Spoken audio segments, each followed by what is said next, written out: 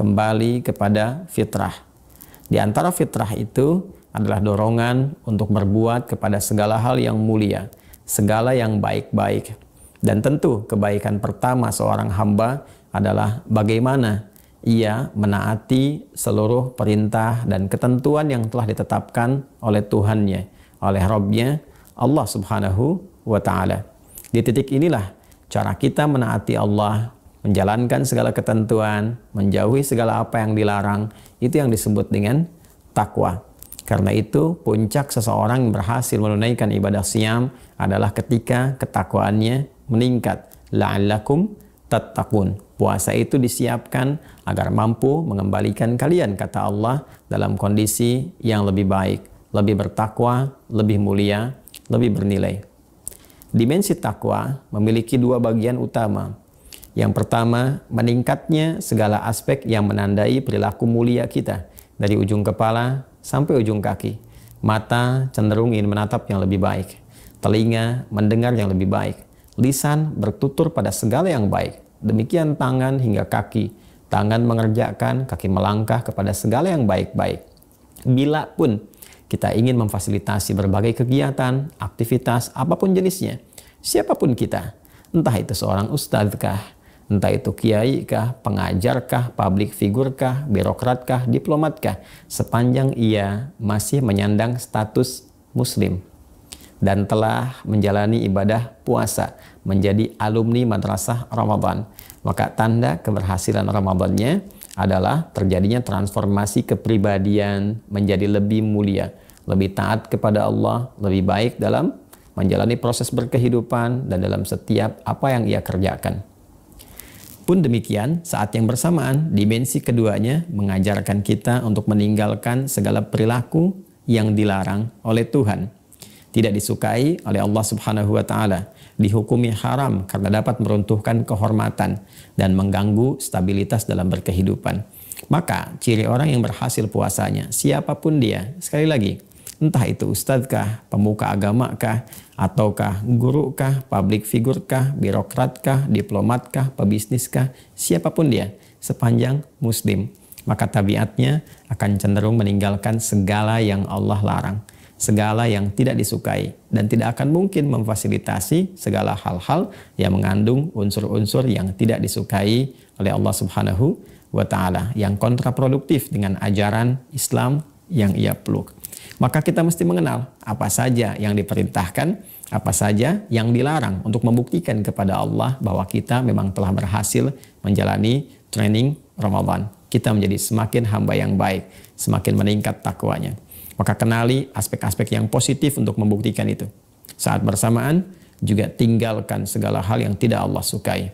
Di antara yang dilarang itu adalah perilaku koruptif, maka tidak ada lagi insan alumni Ramadan yang tergerak untuk mencuri, korupsi. Itu perbuatan mungkar yang diingkari oleh hati. Tidak ada begal-membegal, merampok, menipu, membuat hoax. Itu mungkar dan bukan karakter utama orang takwa. Saat yang bersamaan juga ada yang disebut dengan fahsya, zina, LGBT, homoseksual, lesbian, kata-kata kotor, jorok. Jangan sampai juga dilakukan oleh insan yang beriman. Apalagi memfasilitasi itu semua tampil dalam berkehidupan.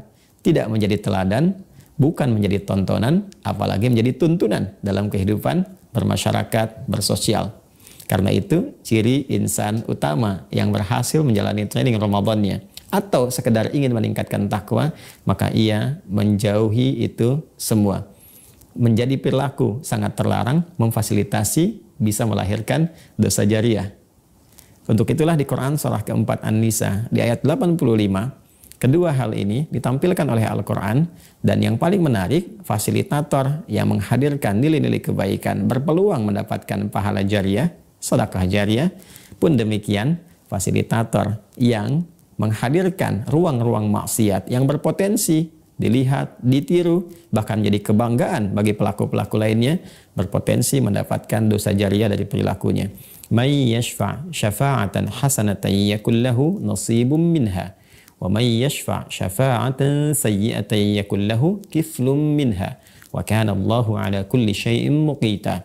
Demikian disebutkan di Quran surah keempat An-Nisa ayat 85. Siapapun yang memfasilitasi, mendorong, atau bahkan menolong, atau bahkan mengarahkan pada jalan-jalan kebaikan, ia berpotensi mendapatkan peluang-peluang kebaikan, pahala yang sama dengan orang yang difasilitasi berbuat baik itu. Namun sebaliknya, siapapun yang memfasilitasi, mendorong, bahkan menolong terbukanya ruang-ruang maksiat dan memfasilitasi kemaksiatan itu, ia berpotensi mendapatkan dosa jariyah, keburukan yang dilakukan oleh perbuat maksiat itu, oleh pelaku keburukan itu, maka setiap dosa yang terkumpul berpotensi mengalir kepada fasilitatornya. Dan sungguh Allah maha tepat waktu, maha tegas, maha adil dalam memberikan segala balasan dari perilaku setiap hambanya. Semoga Idul Fitri yang telah kita lalui setidaknya sepekan ini membuktikan bahwa kita adalah insan takwa yang sejati dengan mengerjakan dan menampilkan segala yang mulia dan menghindarkan segala hal yang tidak disukai oleh Allah Subhanahu wa taala dan berpotensi mengganggu stabilitas berkehidupan, khususnya kehidupan bersosial, berbangsa, bernegara, bermasyarakat yang bermartabat. Siapapun kita, pada akhirnya kita akan kembali kepada Allah dan mempertanggungjawabkan apa yang telah kita lakukan. Semoga Allah meridhai kita. Semoga Allah membimbing kita menjadi pribadi yang lebih baik, memakmurkan bangsa tercinta ini, dan melahirkan generasi-generasi terbaik yang berkhidmat untuk kepentingan bangsa, negara dengan niat ikhlas sebagai ibadah kepada Allah Subhanahu wa taala.